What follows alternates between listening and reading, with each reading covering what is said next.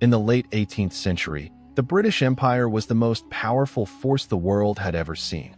Its navy ruled the oceans. Its armies had crushed rivals across Europe, Africa, and Asia.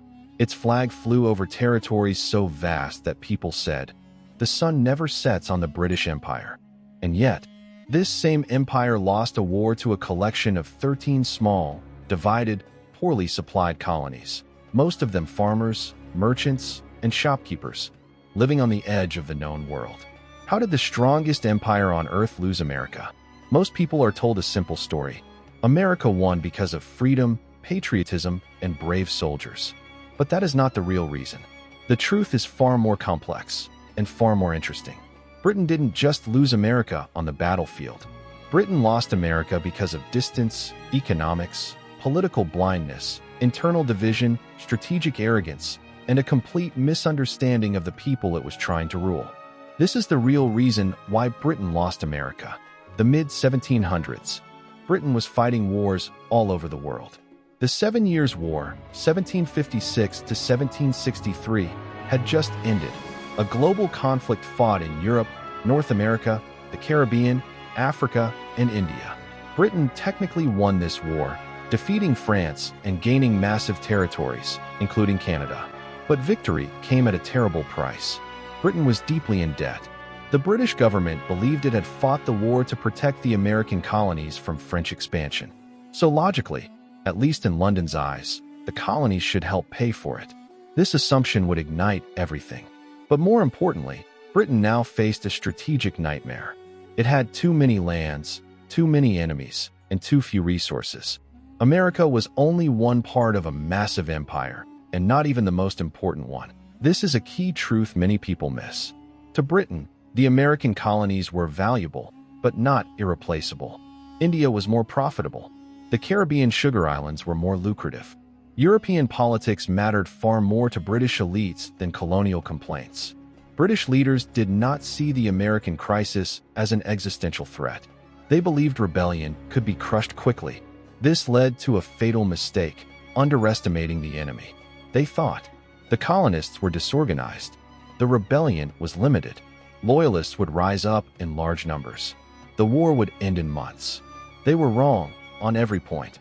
One of Britain's greatest weaknesses was something it could not fix: distance. London was over 3,000 miles away from the American colonies. In the 18th century, this meant orders took months to arrive. Information was outdated by the time it was received. Generals operated blindly. Supplies moved slowly and unpredictably. A decision made in London in January might not affect America until June. By then, the situation had completely changed. British commanders often fought the wrong battles because they were reacting to old information. Meanwhile, American forces lived on the land. They knew the terrain, the roads, the rivers, and the weather. They could adapt quickly. Britain fought an ocean away. America fought at home. Unlike the Americans, Britain was not fighting for survival. For the colonists, this war was everything: their land, their families, their political future. For Britain, it was just one conflict among many. At any moment, Britain had to worry about France, Spain, the Netherlands, rebellions elsewhere in the empire. When France officially joined the war in 1778, everything changed. Now Britain was no longer fighting a rebellion. It was fighting a global war. British troops were diverted. Naval resources were split. Strategic focus collapsed. America became a burden rather than a priority. Perhaps Britain's greatest failure was psychological. British elites viewed Americans as inferior, ungrateful, disobedient subjects. British citizens who had forgotten their place. They believed harsh punishment would restore order. Instead, it fueled rebellion.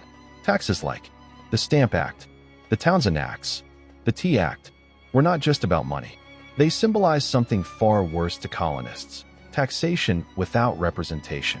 Americans were not demanding independence at first. They were demanding recognition. Britain refused to listen. Every attempt to force obedience only convinced more colonists that compromise was impossible. Britain believed millions of loyalists would rise up and support the crown. This belief shaped British strategy. But loyalists were less organized than expected, often afraid of retaliation. spread unevenly across colonies. In many regions, declaring loyalty to Britain was dangerous. Patriot militias punished suspected loyalists harshly. Britain expected an internal civil war that would weaken the rebellion. Instead, it found itself isolated. Without mass loyalist support, British forces had to control territory by force alone, an impossible task across such vast land. The British Army was one of the best professional armies in the world, but it was designed for European warfare. Open fields, formal formations, clear supply lines, short campaigns. America was the opposite. Dense forests, guerrilla tactics, long supply routes, endless frontiers. American forces avoided large confrontations when possible. They harassed, ambushed, retreated, and returned. Britain won many battles, yet lost the war, because winning territory meant nothing if you could not hold it. War is expensive. As the conflict dragged on, British taxpayers grew tired. Merchants suffered. Trade was disrupted. Debt increased. Meanwhile, American privateers attacked British shipping, damaging commerce across the Atlantic. The longer the war continued, the less popular it became at home. Public support eroded. Parliament began to question whether America was worth the cost. This was the final blow. France did not join the war because it loved American freedom. France joined because it hated Britain. The American victory at Saratoga in 1777 convinced France that the rebellion was real and winnable. French money, weapons, troops, and, most importantly, naval power turned the tide. For the first time, Britain lost control of the seas in key moments. At Yorktown in 1781, French naval forces blocked British escape routes. British General Cornwallis was trapped. The surrender at Yorktown did not technically end the war, but politically, it destroyed Britain's will to continue. This is crucial. Britain did not lose to 13 colonies. Britain lost to geography, time, global enemies, economic strain, political arrogance. America did not win because it was stronger. America won because Britain could not afford to win. After Yorktown, Britain still had armies. It still had ships. It could have continued. But the question became, why? America was no longer worth the blood and gold required to keep it.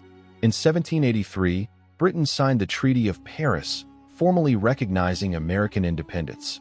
Not because Britain was defeated beyond recovery, but because it chose to walk away. Britain lost America not because it was weak. Britain lost America because it underestimated the colonies. It misunderstood the nature of rebellion. It fought a global empire while trying to control a continent.